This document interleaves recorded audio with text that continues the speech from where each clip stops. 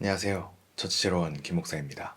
지금 보신 영상은 밥 먹을 때 틀어놓기 좋은 앰비언트 토크 시리즈입니다. 오늘은 사람은 고쳐 쓰는 게 아니다 라는 말에 대해서 한번 이야기해 보려고 하는데요. 요즘 들어 점점 더 많은 사람들이 이 말에 동의하고 또 실감하게 되면서 이 말은 거의 삶의 지혜를 넘어 일종의 진리처럼 받아들여지고 있는 것 같아요. 결론부터 말하자면 이 말은 사실 반은 맞고 반은 아니라고 할 수 있을 것 같습니다. 왜 반은 맞고 반은 아니냐? 그 이유는 바로 이 고친다라는 말에 있는데요. 이 고친다라는 말의 주체, 즉 당사자가 누구냐에 따라서 맞을 수도 있고 아닐 수도 있기 때문이죠. 만약 고치는 당사자가 타인이라면 사람은 고쳐 쓸 수 없는 것 같아요. 이미 많은 사례를 통해서 검증이 되다시피 했죠. 아무리 타인이 외부에서 에너지를 투입한다 한들 사람의 겉모습은 바뀔지 몰라도 자아 본연의 모습은 바뀌지 않습니다. 그리고 그 본성이 드러났을 때 사람들은 역시 사람은 고쳐 쓸 수 없다는 말이 맞다고 많이들 생각합니다. 하지만 그럼에도 우리는 분명히 살면서 성장하고 있거나 성장하는 사람들을 만나게 됩니다. 이런 사람들을 보면 사람은 또 바뀌는 것 같아요. 사람은 고쳐 쓸 수 없다는 말은 틀린 것 같죠. 그런데 이런 사람들이 있을 수 있는 이유는 이 사람들은 타인이 아닌 스스로가 스스로를 고치기 때문이에요. 그렇게 중요한 것은 스스로 변화하고 개선되고자 하는 의지인 것 같아요. 부끄러운 얘기지만 저도 어릴 때는 정말 사회화가 덜 돼 있고 무책임하고 모순되고 일관적이지 못한 사람이었습니다. 제가 눈치 없다는 소리를 많이 들었는데 되게 10대 시절에 할 말 안 할 말을 가리지 못해서 그랬던 것 같아요. 그런데 진짜 웃긴 건 그때 아는 교회 고등부 형이 너 눈치 없다는 소리 많이 듣지 않냐? 라고 대놓고 얘기를 했는데 저는 또 그게 맞으니까 또 누가 나를 알아주나 보다 하고 맞다고 어떻게 알았냐고 좀 그런 것 같다 뭐 이렇게 얘기를 했었죠. 타격감이 없었던 건데 나중에 그게 무슨 뜻이었는지 돌이켜 생각해 보면서 그냥 뭐라고 한 거구나 이걸 알게 되었습니다.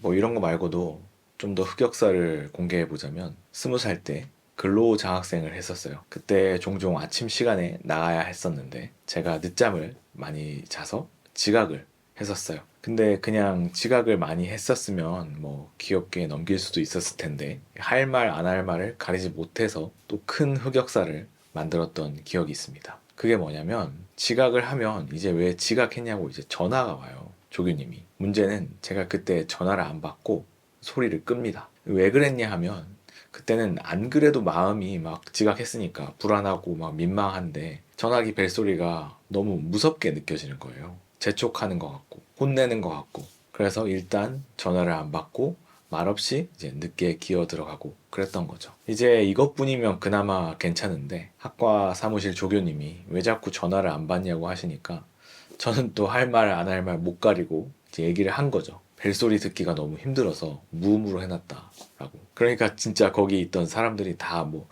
이런 놈이 다 있지? 라는 표정으로 저를 보더라고요. 다행히 이제 한 학번 선배 누나가 그런 얘기를 왜 하냐. 그런 얘기는 속으로만 생각해라. 라고 말을 해줘서 저도 아, 그래야 되는구나. 이렇게 반성을 하고 학습을 할 수가 있었습니다. 정말 말하고 나니까 제가 쓰레기 같았다는 생각이 드네요. 이것 말고도 진짜 많은 사건과 사고들이 있었는데 중요한 건 저는 이런 일들을 겪을 때마다 저를 이제 고치려고 했어요. 왜냐하면 저도 제 나름대로 10대의 인간관계에서 이런저런 갈등을 겪으면서 제가 인간관계에 서툴고 사회성이 부족하구나 라는 인식이 있었거든요.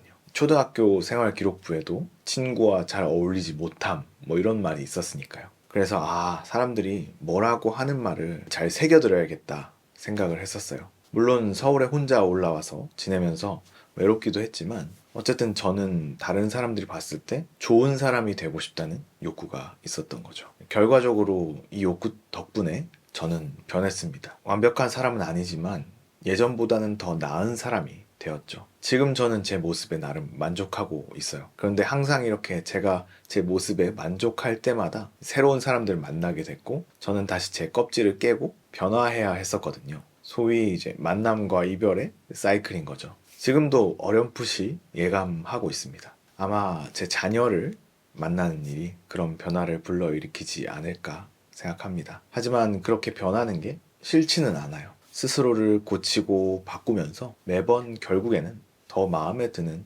제 모습을 찾을 수 있었기 때문이죠. 성경에도 신은 우리의 마음에 소원을 불어넣어서 움직인다고 합니다. 그래서 사람을 고치는 일은 소원을 통해서 가능하지 않을까 생각해요. 소원을 가지게 되면 스스로 변화하고 개선되고자 하는 의지가 생기고, 스스로 변화하고 개선되고자 하는 의지가 생기면 과거의 내 모습을 고쳐서 새로운 내 모습을 찾게 될 테니까요. 또 말하기 좀 민망하지만 몇 년 전까지 저의 소원은 결혼이었습니다. 단순히 결혼 자체가 이 소원은 아니고, 결혼이라는 말이 함축하고 있는 관계, 자격, 경험 이런 걸 저는 늘 바라고 있었는데, 다행히 몇 년 전에 저는 그 소원을 이루었습니다. 하지만 문제는 소원을 이루고 나서였어요. 일생의 소원 중 하나를 이루고 나니까 오히려 제 마음은 목표를 잃고 방황하게 된 거죠. 그래서 결혼 이후에 저는 새로운 인생의 목표, 즉 소원을 찾는 숙제를 마주하게 됩니다. 결론부터 이야기하자면 지금도 그 숙제는 하고 있어요. 하지만 점점 더 구체적인 방향을 찾아가고 있습니다. 이런 과정을 돌아보면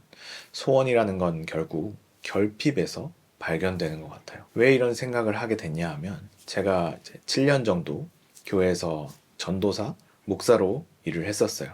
교회 안 다니시는 분도 아시겠지만 요즘에 교회가 참 문제가 많잖아요. 그런데 또 신기한 게, 동시에 비가 오나 눈이 오나 다리가 부러지나 교회에 나오시는 분들도 있단 말이죠.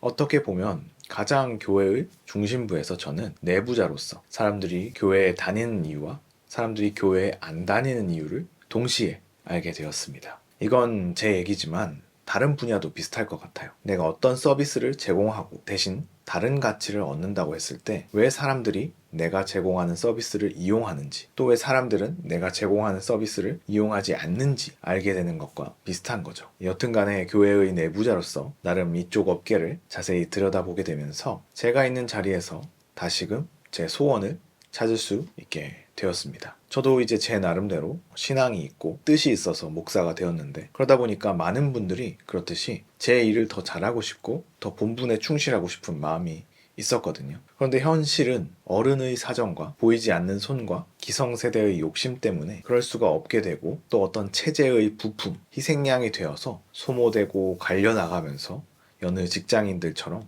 흑화하고 생기를 잃어버리게 됩니다. 이런 상황에서 제 나름대로 좀 인사이트를 받았던 게 뭐냐면, 코딩하는 개발자들이 보수적인 여의도 증권 업계에서 기존의 기업 문화를 박살내고 있다는 이야기였어요. 이미지에도 나오는 것처럼 금융권 특유의 콧대가 완전히 다른 세상을 만나서 전혀 안 먹히는 일이 제가 있는 분야에도 일어날 수 있겠다 싶었던 거죠. 그래서 저는 저희 분야에서 자립할 수 있는, 제가 목사니까 교회를 세울 수 있는 새로운 방법을 찾는 것을 제 새로운 꿈, 새로운 소원으로 생각하게 됐어요. 지금까지 반복되는 문제들과 그에 대한 실망을 멈추기 위해서는 기존의 체제와 질서를 벗어나야 하고, 그렇게 해서 지금까지와 다른 모습, 다른 형태로도 자리를 잡고 자립할 수 있다면, 이 모습을 통해서 그동안 기존 체제 속에 자리만 차지하고 제 역할을 하지 못하던 이들 밑에서 이용당하고 소모당하던 이들이 오히려 새롭게 난 길을 갈 수 있지 않을까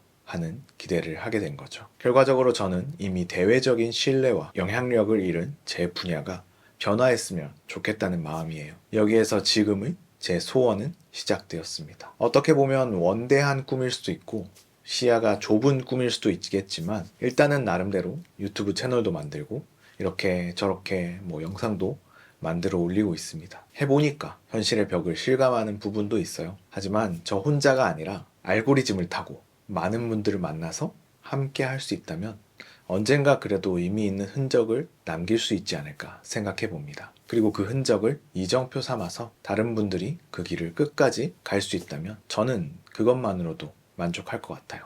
여러분들도 여러분들의 결핍 속에서 여러분들만의 소원을 찾고 그 소원을 가지고 스스로를 고쳐나가면서 행복과 은총을 누리시면 좋겠습니다. 그럼 늘 건강하십시오. 감사합니다.